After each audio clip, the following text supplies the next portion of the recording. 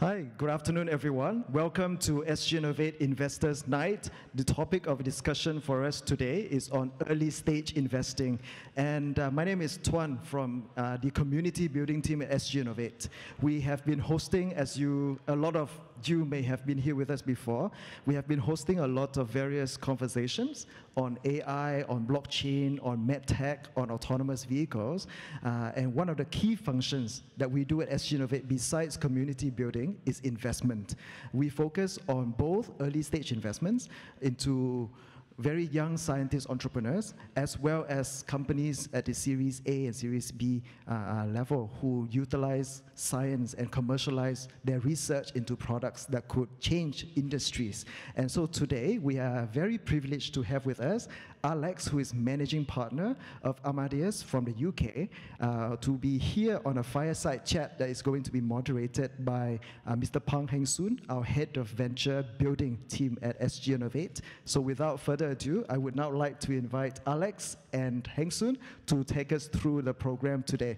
And anytime when you may have any questions during the program, feel free to log into Slido and use the password Investors Night to submit your questions. And Heng will actually walk through the questions that you are submitting to him and Alex throughout the hour that is to come. So with that, I would now hand over to Heng and Alex. Please give them a welcome round of applause. Well, thank you everyone for taking time to be here this evening. As the title says, winning in early stage investing. Early stage investing is typically more risky. There's less information, less or little track record of the companies concerned. And founders may be young, new, first-time entrepreneurs, and a whole host of other things. So not an easy subject for practitioners like Alex. But over the years, Alex, if I would do a quick introduction, technologist, entrepreneur, and now venture capitalist. Amadeus does a lot of investing in technology-intensive companies. They could be artificial intelligence or enterprise software, SaaS, and as applied across various different industries. For example, in health tech, in enterprise software, and things like that. So there is a very wide range of companies. If you look into the Amadeus website and the portfolio, pretty wide range of companies.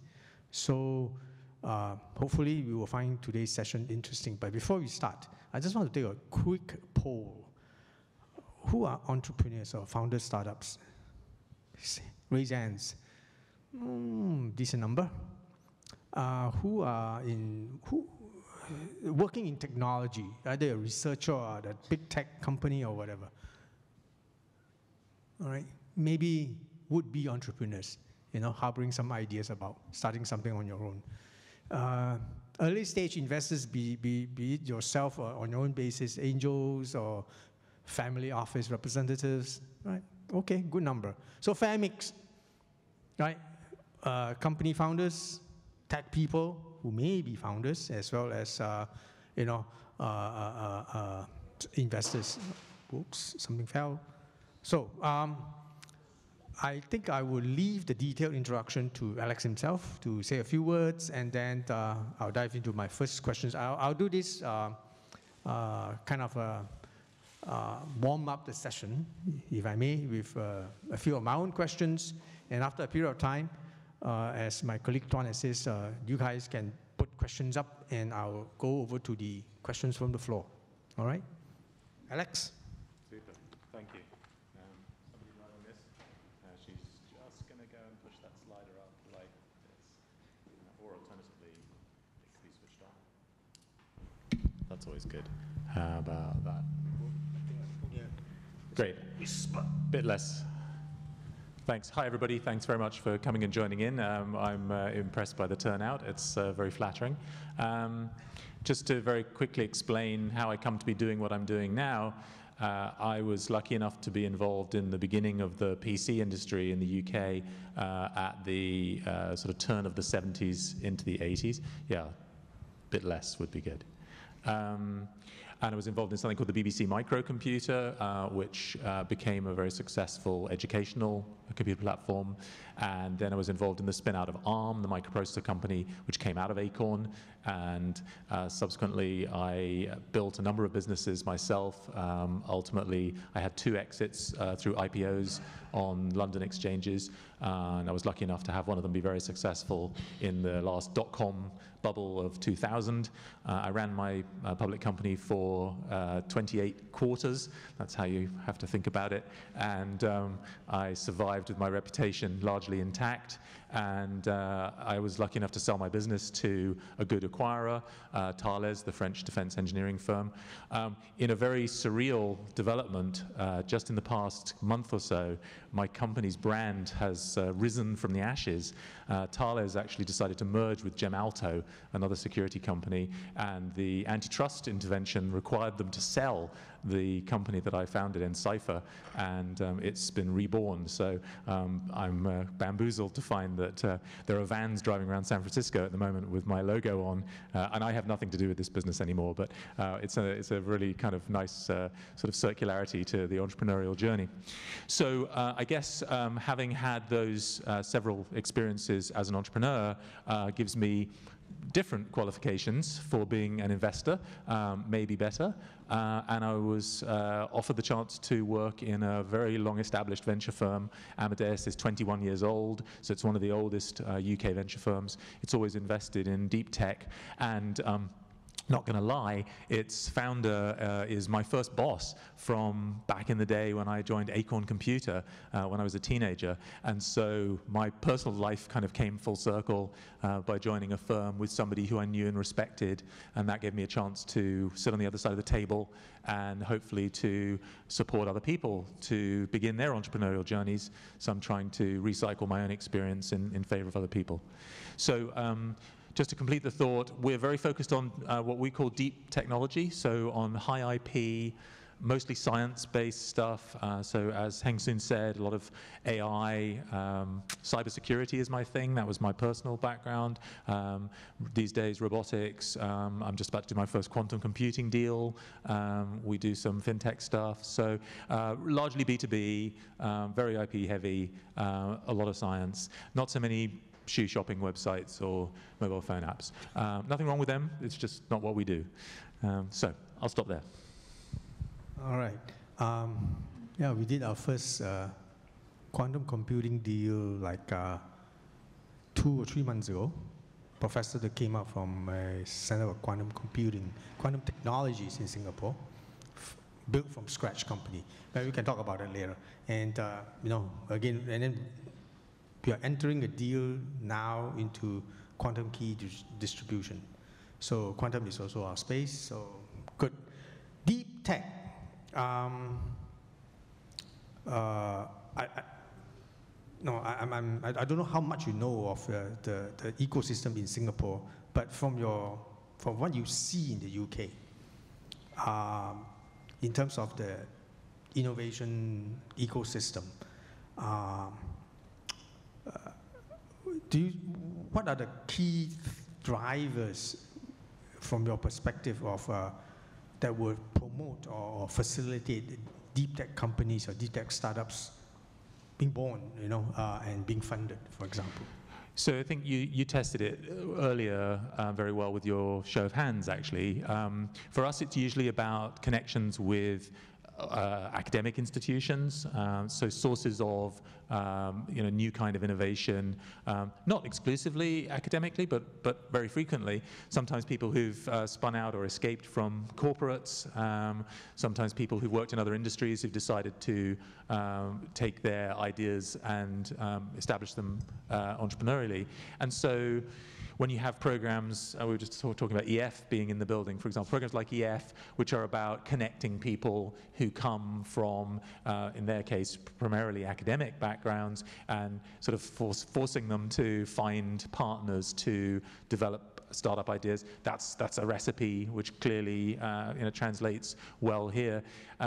Of course, there's always going to be a scale difference between somewhere like the UK versus the US and somewhere like Singapore. But I think one of the advantages that Singapore has is it's clearly perceived within the whole Asian region as being a thought leader and a safe place to do business. And that is an incredibly powerful magnet for attracting people from all over the region, as well as the indigenous capabilities that you obviously have. So you have a fantastic education system. That's probably the most important precursor.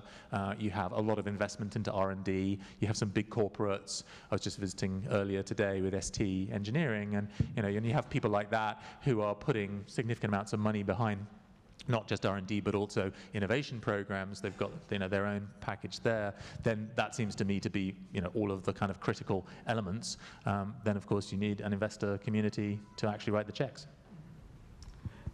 All right, I think there are some common grounds here. One of them is starting an early stage, with tech-oriented people. All right, it could be somebody from academia, or it could be somebody already working in research in another company. And then they start a new company, very tech-intensive. What do you do to de-risk it for yourself as an investor, knowing that for example, in certain areas there may be regulatory challenges, in other areas there would be significant technical challenges, and at the very beginning, most of these companies are the team is rather skilled in the tech direction and perhaps not so much in the business management direction. And there are several ingredients that you would like to see but are missing. So, long question, but perhaps you could break it apart and. I think everybody probably recognizes what you're referring to, and hopefully you haven't offended too many engineers. What I do is I do the same thing which I did myself when I was an entrepreneur. So I was lucky enough to have a smarter younger brother, and he was an academic. So he has a proper PhD from Cambridge, and he's the guy who delivers the first code.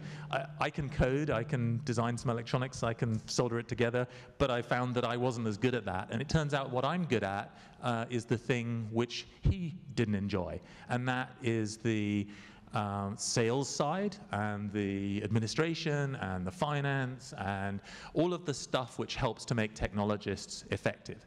So for us, it was always a team effort, and I think that is the short answer to your question.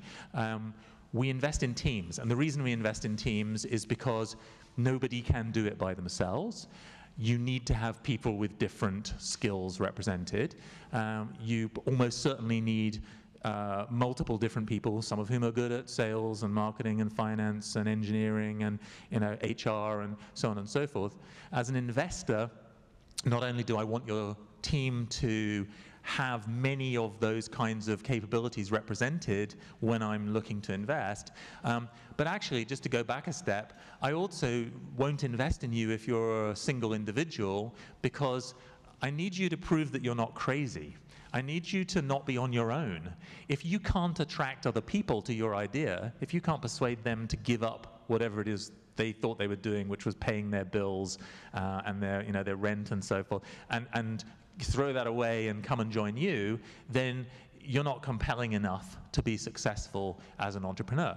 And if you're one of the people who doesn't want to do all that evangelism and back office stuff and all the other tedious things, then you need to find people to work with who can help you with that. So, there is a reason why success comes from teams, and there is a reason why investors require that. And so just to properly answer your question, what we do then, besides trying to identify those people in teams, is we look at the gaps in the teams, and we try to help them fill the gaps. So if there aren't people with that skill or that skill, then we help to recruit them. And that's probably one of the most useful things an investor can do at the beginning, is just to help identify other talent. We're never trying to force it on anybody, but we're certainly trying to say, hey, look over here, somebody who's done this before, somebody who's got the right credentials, and help to build out that team.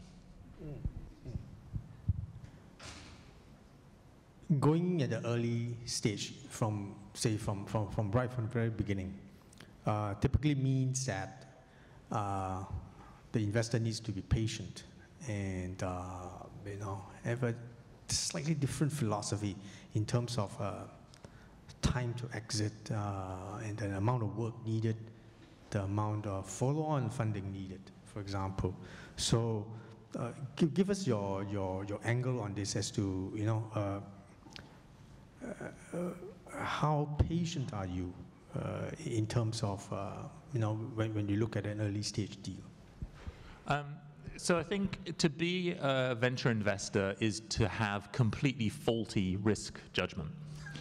I couldn't do it if I was actually accurately appraising what was really going on, because I would just slip my wrists. I mean, no way. So it's actually necessary to have a completely broken risk judgment, because then you can place a bet. You can use too little information to make a very risky decision and then live with it. And that's the fundamental of being an investor at this stage. So the good news for entrepreneurs is that although it's actually important to do the plan and to come up with the forecasts and to draw the chart where the graph goes up and to the right, actually the investors know it's going to be wrong. We all know it's going to be wrong, right? You know it's going to be, it's a forecast. And the only thing which never happens is what the business plan says. So, something will happen, something different will happen, but the one thing that won't happen, almost guaranteed, is what the business plan says. So that's great. So relax, and instead, what I'm mostly interested in when I'm looking at somebody's business plan is, actually, it's the process you went through in arriving at a plan. How did you model mostly the costs? I kind of don't care what the revenue forecast says, because it's going to be wrong. But the costs are something that we can control together. And there's a reason why you chose a particular cost model and a particular rate of acceleration. And when the revenues are way better than you ever expected, then we can spend more money. And if the revenues aren't as good as you expected, then we might want to, feather that a little bit. And I mean, look, sometimes it does happen. Sometimes things just take off, and then you can't put the resource in fast enough. And it's great to have a plan to try to deal with that. But more likely, it will turn out to be harder. It will turn out to take longer than we expected to get to revenue. And in that case, then we need to be clear. What will our priorities be? What will be the things that we will cling on to spending on, and what will be the things that we will maybe let go of first or not pursue so quickly? And so that's really the point of the business planning process. It's not actually the numbers. It's more that you had undergone the intellectual process of trying to model it at all, particularly at the cost level. Now. If I were to wear a startup founder's hat, I go around talking to potential investors. I get, a hearing, many hearings, but I don't get anywhere beyond that. I get false signals sometimes. And if I switch my hat and I put on my usual hat, which is one of a early stage venture investor, sometimes I get a bit amused by what some first-time founders tell me as to, so-and-so VC is interested, and that is interested, and they are going to be following up. And I know from knowing these VCs that it's unlikely to be the case. So if I flip the whole question around, what would you be able to share with, tech entrepreneurs, how to find out what, how to tell, how would an entrepreneur know what is happening, or how to get some better insight from a meeting, a presentation with a VC, all right, and walk away with the right finding rather than false hopes? Okay, I think that's a really important question. So the first part of my answer is about the law of the numbers. In my partnership, very consistently over 21 years, we've invested 1 in 100 deals which we see. So that means I kiss a lot of frogs, and very few of them turn into the prince or princess of my dreams. And that also means that I'm very good at saying no. And I say no in myriad, hopefully fairly polite, usually constructive ways. And I also try and do something for the people I'm saying no to as a substitute for giving them the check. Of course they came for the check, but the least I can do is try to give them something else. So flip that on its head. From your point of view as an entrepreneur, just to lightly abuse the statistics, that means you probably need to have 100 meetings before you're going to get somebody to invest. And 100 meetings is probably more than you expected you were going to have. But, you know, just to kind of look at the statistics consistently from both sides, that it suggests you're going to need that many meetings. So that's part one. So A, go to more meetings with more investors, and B, in the 99 of them in which you do not get the term sheet, then ask for feedback. And really, really ask for feedback. By the way, I don't think you should actually do it in the meeting, just to clarify my phraseology. After the meeting, after a decent interval, a few days, mostly you're going to get no. But the really important question is, why no? And if you are polite but persistent, you should be able to get any respectable investor to give you some genuine intellectual answer about why they say no. Now, this is difficult on the ego because it's all about rejection, but actually, everybody will give you an answer if you press them. Some of the answers will be noise, but across 99 answers, there's a pretty decent chance that you're going to start to get some consistency out of the totality of it about why people don't want to invest in your thing. And then you have a decision. Either they're idiots, you're right, you're going to change nothing, and you're just going to keep going into the next 100 meetings. Or, you know, maybe you're going to say, okay, I might want to change something about what I'm presenting. I might want to hear something the market is telling me. Or actually, just time may pass and your luck may be in. You know, I'm not guaranteeing it's going to happen in 100 meetings. It might take 150. It might only take 5. You might get lucky. This is a bell curve distribution. But the point is, everybody can tell you something about why they're not investing, and it's really important to get it out of them politely, but persistently, and aggregate the answers and try to see if you really are being told something useful. And I think if you make the effort to do that, you may be surprised at what you can get out of people. The important thing is not to do it in the first meeting, give them a chance to think about it, and don't accept crappy answers, you know? Press people to be quite specific about what it was, and then leave them alone for a while.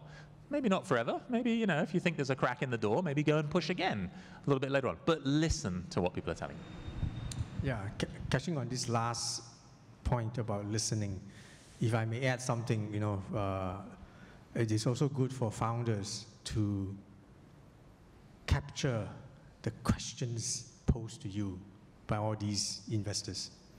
All right. The questions, you know, usually, you know, point towards something that either the investor has missed. You have it, but they missed it, or they missed it and you actually don't have it also. Missing ingredients. So compile a list of these questions after a period of a series of meetings, and you'll find that perhaps, you know, there's one way, you know, there are many ways that some of the gaps in your proposal for your great plan and concept. And the second point is that if you know that this venture capitalist or that one is clearly an early stage, seed stage player, you know, by virtue of his track record, and he tells you that, oh, you know, I'm not comfortable, you know, you're not showing the traction or whatever it is, or the revenues or the, you know, the trials that you have. It's probably a lie, because he's an early stage. He's supposed to take what is there and build on it. So it means that he doesn't see a chance for you to succeed. And that means you need to ask again for a better answer. Those were the crappy answers I was talking about. Just to go back to the making notes point, it's impossible to make notes if you're the speaker. So you shouldn't be going to any of these meetings on your own, ever. See my previous remarks about you might be crazy. So there should always be at least 2 of you in the meeting, and the person who isn't talking can take notes. But you can't take adequate notes if you're the speaker. So you need somebody there who's going to capture this information if you're leading the presentation. So this is more good reasons to have at least one other person in every presentation. So the reminder for everybody, questions, put it on Slido. One more question before we get to that and see what we have later. Not on the general kind of investment technique and that kind of topic, but perhaps on a theme, say artificial intelligence, for example. I'm sure quite a number of you are involved in, interested in, or doing, AI in some way. Over the last, like, say, maybe 50 years, there's this eras, at the advent of the computer, the PC, for example. Then there's the era that began with communications, the internet. And then there's mobile telephony. So each one of these big waves, I would say, maybe a wrong word, but, No, it's the right word. Yeah, spawn a lot of things, right? So now there's apparently this AI wave. Question, what do you think it will spawn? Like, from what you see in your deal flow, from in the UK space or and globally, for example? So, potentially enormous question. Let's pick on some handy research which was published in the last few days. So last week, a UK investor called MMC published a research report on the UK artificial intelligence scene.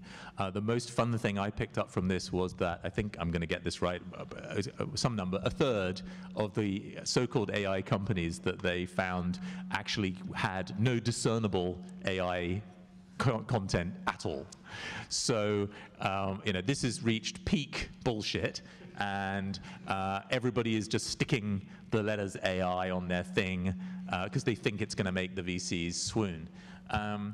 I think, look, we all understand that cool stuff can be done using machine learning to extract information from data, and possibly even that can be significantly useful in your business. But there is also now a risk that, literally we're at the peak, and therefore you're almost into the zone where it's actually negative, that you're starting to even bother to say this. People are kind of assuming that you're going to have some machine learning in your business.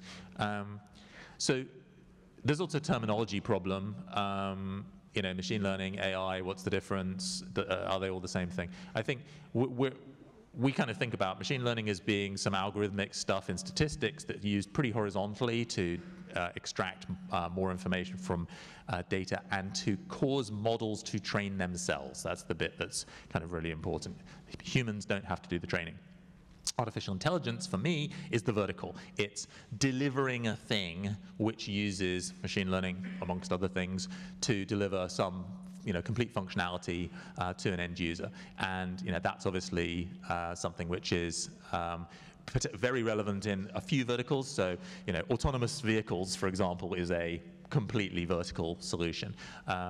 But there are some other places where, frankly, machine learning is probably a feature that you have embedded somewhere inside something, but it's not really the meat of what the business is. Anyway, we're certainly going to be seeing a lot more of artificial intelligence and machine learning, but I think it's become so ubiquitous, and in my view, it's become so largely horizontal that actually I'd probably encourage you to leave it in the fine print in your presentation and get back to, but what does your business actually do, and what solution, whose problem does it solve? So, is there anything to throw up yet? So,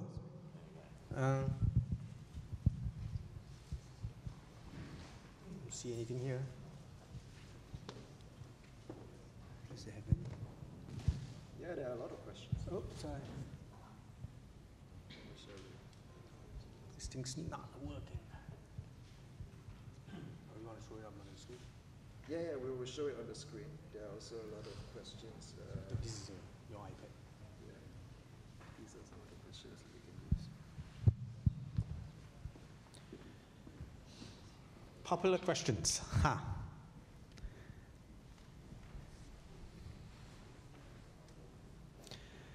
During a pitch, from an entrepreneur, a founder, which detail or details about the business or the startup would you be most interested and most keen to kind of drill into? So I like a recipe which is probably a little bit dated now, but which I think still works. There's an American marketing evangelist and pitch guru called Guy Kawasaki. Guy Kawasaki has something called the 10-20-30 rule. And the 10-20-30 rule is very helpful because it captures a few critical things. The 10 refers to 10 slides. It says you should be able to get your message across in 10 slides, and he has a sort of definition of what the 10 slides are. They kind of ought to be obvious, but sometimes people forget them. So it's who are we? What is the problem we're solving? How are we solving it? Who are the people who have this problem? How many of them are there? How much money do we need? How much money are we going to make? And how big is the market opportunity? That kind of stuff. So you can go and look it up. The 20 is funny, but actually worth knowing. The 20 is the 20 minutes that you will have in your 1 hour pitch to make your presentation. So you think you get this 1 hour meeting with the VCs, and in the 1 hour meeting with the VCs, what happens is for the first 20 minutes, the VCs are late. They're talking about what they did at the weekend, where they went on their yacht. And they're kind of wasting your time. Eventually, you get 20 minutes to actually make your presentation, which means you need to make your presentation in 20 minutes, not in an hour. And then you have about 20 minutes of Q&A, if you're lucky, and you manage to keep your presentation in 20 minutes, which is hard. And then the 30 is actually emblematic, but it's still a really, really good maxim, which is that you should use a 30-point font. Now, if you try using a 30-point font, you will find that that's far too big, and you can't get enough words on the slide. And that's the idea. If you use a 30-point font, then the number of words you can get on the slide is the number of words which should be on your slide. And in practice, i.e. few, because it's not all about the words, right? People don't have time to read them. VCs are lazy. They don't read them anyway. You're going to have to tell them. So use few words, use other stuff, use visuals, use pictorial information, use charts, use seductive product shots. But anyway, I like Guy Kawasaki's capture of the 10-20-30. And within the 10 is a list of kind of prescribed slides. You've got to tell us, what do you do? Who are you? Who's it for? How are you going to make money? A few really basic things. It's amazing how many people show up without one of those crucial things featured. And, it might be okay if you had 12 slides or even 15, but the important thing is to be concise because you only have 20 minutes. I'm kind of randomly going through the list, and in the context of today's, kind of a title, let me pick another one. How do you value seed/early stage companies with no or little traction? So valuation at early stage is all about how much equity the investors are buying. So seed stage investors want to buy 20 to 35% of a business, typically. And the mathematically minded amongst you will have figured out by now that that is a sort of solvable equation if you know how much money you're asking for. You've just defined the valuation. And at Series A, investors are usually looking to get 10 to 15, maybe 20% of your business. So the number you choose tends to define the valuation because of those equations, because the investor is trying to get a certain level of equity ownership to feel that they have bought enough of the business to ultimately deliver them a good result.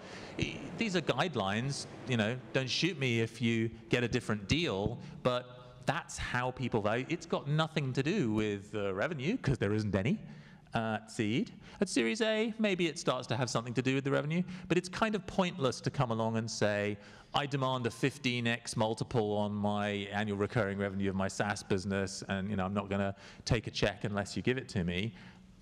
because you need to have a negotiation with your investors about what the price is. And of course, there are market conditions. Valuations ebb and flow as the optimism of the macroeconomic situation changes. So in the UK, valuations have been going up in the past few years. But ultimately, investors want to buy a certain size chunk of the business. So if you go in asking for a certain size check, you've just defined what your valuation is. Yeah, there's one question that kind of interesting to me personally also. I have varying opinions on lawyers in the process. Sometimes I get a good experience, and many times I don't get a good experience. Not necessarily just from my side, but also from the startup, the founder's side. So, what's your view? Do you think lawyers really help in the process? Wow, are there any lawyers? No, it's all right, I'm not going to make you show your hands.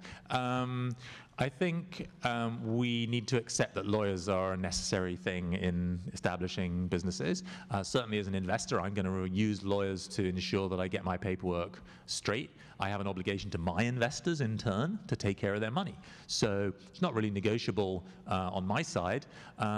It is also traditional that the company that's receiving the investment pays for the legal costs. So ultimately, the single most important figure around that in the term sheet is the part where it says the legal fees will be capped at X dollars because it's coming out of the check you thought was yours. So that's how we make it work. I think having entrepreneurs have lawyers on their side is kind of a necessary implication of that. I think you'd be most unwise to negotiate without any legal advice on your side against a professional law firm. So probably there are two sets of lawyers, yes.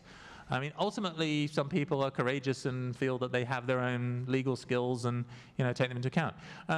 Do we all, think it's great that money gets spent on things that don't feel like they're core to the business? Well, maybe not, but it's how business is done. I don't think you can really escape from that. And, it turns out bad stuff happens. Little details in term sheets and investment agreements can turn out to be very, very important indeed to entrepreneurs. I think it's in your interest to have good advice.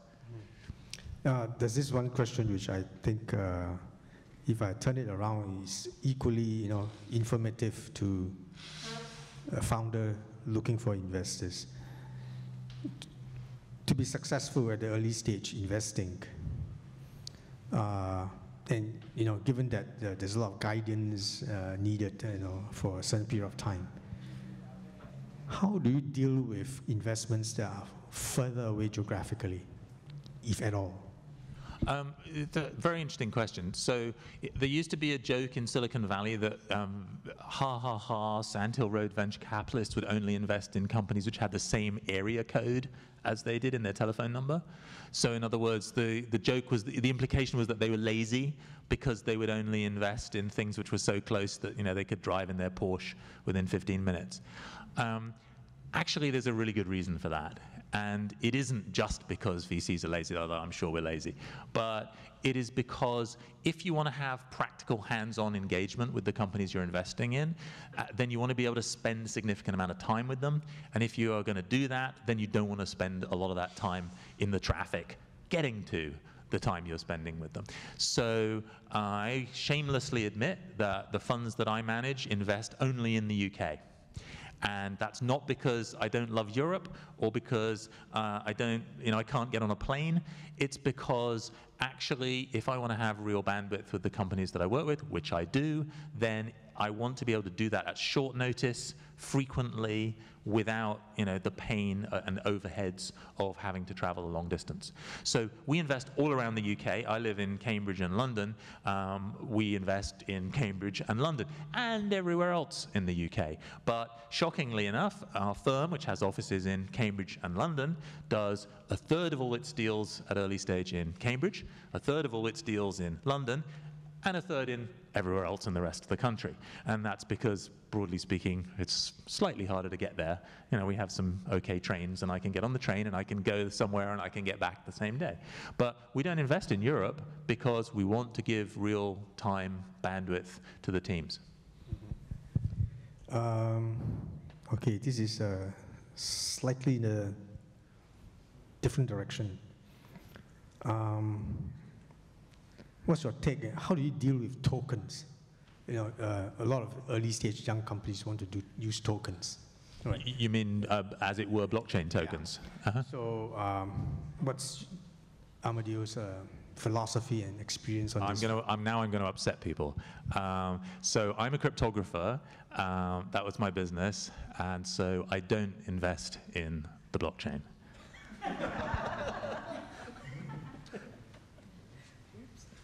Oh, that was a short answer. Here, huh? Listened. All right. Okay, while I've browsed through this, I have other question that I had on my mind earlier. Some months ago, I think maybe like close to half a year now, this gentleman from China called Kai-Fu Lee, who used to be Google and now runs a big AI fund in China, was in town and was talking, giving seminars and stuff. And I believe he said that, and from the others, just to interrupt my question, VCs look for disruptive opportunities, right? Be it in the way that the new value is created, or business processes are, change or things like that. So, in terms of AI, do you think, and he said something, AI is likely to be more able to replace tasks or jobs performed by white-collar workers than those performed by blue-collar workers?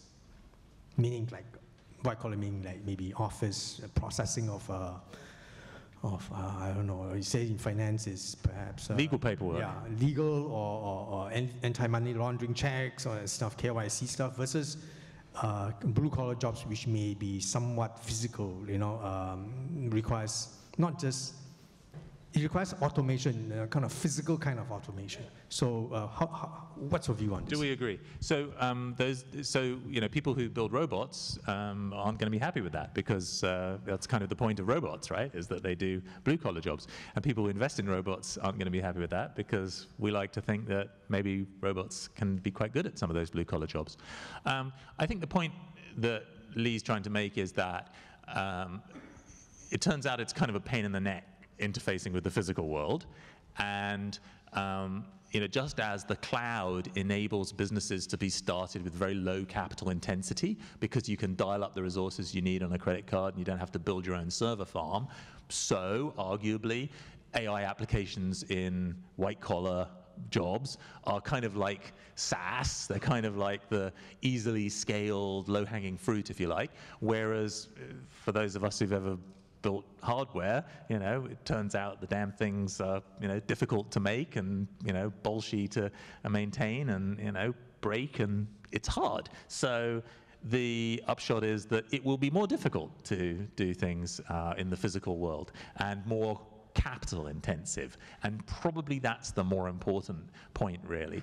I don't think I accept that AI is less applicable to blue-collar job replacement, but I do think that it will take longer and be more niche-y because it's difficult to get it really good than it is in the more kind of purely software-centric world. So would that correspondingly translate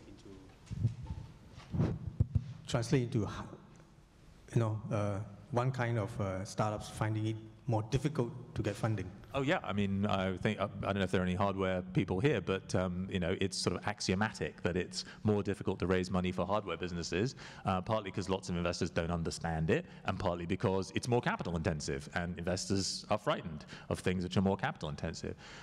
But there's tremendous innovation in the robotics, drones, UAVs, autonomous vehicles, areas. There's plenty of good stuff happening, but it takes a certain type of, brackets, crazy investor to actually invest in that stuff. Somewhat funny question. Do you invest only in tech that you understand? Or do you sometimes invest on based on irrational reasons or sympathy or fear of missing out, for example? It's a great question. So we're deep tech investors, so we're trying to understand the thing we invest in. And people actually rely on us, like other investors rely on us to be the people who actually understand. So what I like about my job, I'm fundamentally an engineer, I'm a geek. What I love about my job is that I get paid to learn about new things that I don't know that much about all the time, and I have to do that before I can make the investment. But I also refer you to my previous answer. Then, when I don't know quite enough, I still make a decision anyway. And that is how it is, because I'm not supposed to be the expert, right? I'm paying you to be the expert, or the people in your team to be the expert. But I want to at least be competent, so that I can have some empathy with the people that I'm dealing with, and I want to not be bamboozled. So that I don't give you the money when in fact it turns out you can't do the thing that you said you can do. Most venture investors will outsource some technical due diligence to a third party who's maybe more of an expert if they are uncomfortable. And we absolutely do that, and we're lucky to have great relationships with people who are world-class experts in the field, and we use them to do this due diligence. But in the end, actually, I think it's pretty rare for entrepreneurs to be total fraudsters, to kind of say, we can do this thing, and actually it's a complete fabrication. I mean, yes, we can all think of some topical examples. That does not disprove my point, right? So just because Theranos can't really do a blood test on a single droplet, doesn't mean that there are that many entrepreneurs who are fraudsters. That's one example you can think of. But generally, people aren't going to give up their job and get in trouble with their partner for not having any income and stress out about their thing when it's all a fake. That doesn't happen very often. So I don't actually lose that much sleep over whether you can really do the thing which you tell me you can do. I kind of feel like, probably if you're going to throw your life into this thing, it's probably actually going to be okay. Meanwhile, I taught myself to spin up my own virtual instance on AWS so that I could have a conversation with people about what it's like and why that's hard, and therefore, and this month it's quantum computing. I can now talk to you about cold atom ion traps and all kinds of other scary stuff. So that's the joy of being a deep tech investor. Yeah. Okay. Going way back when you did your own startups and new businesses, pros and cons of bootstrapping. How long should you bootstrap versus going out to get investor money? So obviously there is no single answer to this question. I built 3 businesses before I raised venture money, and they became progressively bigger. And so bigger means more headcount, more revenues. Generally, we suck the profits out, so we're not worried too much about sort of balance sheet growth. And the reason I raised venture in my 4th business was because I'd never done it before, and I thought, let's give it a try. I have no idea what this is going to be like, but the bargain I was looking for was that I would be able to build a bigger business faster because I was raising venture. So I think the difference between a lifestyle business and a unicorn is that you are achieving scale quickly, and it's quite important to know what you're letting yourself in for in moving from one to the other. Everybody in this room can probably probably already has a lifestyle business of some kind or another. Something that pays the bills for you and maybe 1 or 2 other people. And I did that for a while, and then I built something bigger that was more product focused, and then I built something even bigger that was more product focused, and then I had an opportunistic chance to raise money from venture, so I took it. But I don't feel that I necessarily, and I was lucky, right? I had a good outcome, but that doesn't mean that you can extrapolate from my experience, or that I'm qualified to tell you what period of time your business should be bootstrapped. The really important decision is, I'm going to give away some of my business to somebody else, and then I'm going to have to live with them asking difficult questions and making my life more complicated in return for getting a chunk of money from them, which might enable me to grow my business faster. And it's that bargain you have to decide you're ready to really make. If you don't want to do that, don't do that. It's not a important life qualification to have raised venture capital. In fact, it sometimes feels like it's become more of a deal for people to succeed in raising money than actually to build a business. It's probably really more important to build a business and only to raise venture money when it's really, really important for that business to get bigger faster. But there will be a price. And it will be that annoying people like me will be in your office all the time asking difficult questions. And not just in the office, on the email and on the phone and in your face. And that, you may not want that in your life. And you have to decide whether you're willing to put up with it in return for the money. Okay, last question. We've talked about technology and talked about disruption. Are VCs themselves going to be disrupted? Do you start to read some articles about the use of AI to find and select deals? So what's left for us to do? So, of course, venture capitalists are the class of white-collar workers who will never be disrupted by artificial intelligence, because clearly what we do is so much more intellectually superior that it couldn't possibly be a thing. Otherwise, that would be a turkey voting for Christmas, right? So it could never happen. Look, I think it's an artisan business that we do, and more seriously, it's a people business. Ultimately, this is actually about me and my team having a relationship with you and your team. And if you felt like you could get the same value out of having that relationship with a robot, possibly a very advanced robot, then hallelujah, you don't need a VC. And if I felt I could find you by sending out a search query on Google Alerts and waiting until it came back into my inbox, or modern equivalent, then yeah, I guess it just kind of wouldn't feel the same. I'm not sure I really buy it. I mean, maybe one day. I don't think there's any real evidence yet that this kind of data-driven investing is more successful. I'm willing to believe that it can be more successful, but I think we probably need approximately 20 years to find out whether that's actually true, because you just need the life cycle of a couple of generations of funds and businesses, and that's quite a long time. So I'm not losing any sleep over myself being replaced anytime soon. All right. So I apologize for you. It may seem to be like a kind of haphazard range of questions all over the place, but I hope to have captured certain points that Alex, as a VC practitioner, goes about doing his job successfully.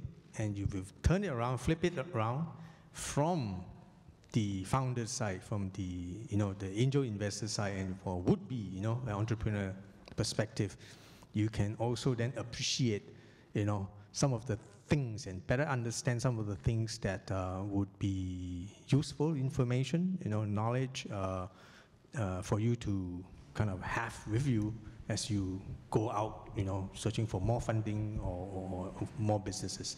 So, round of applause for Alex. And thank you for coming by. Free mingling time, I'm told. So.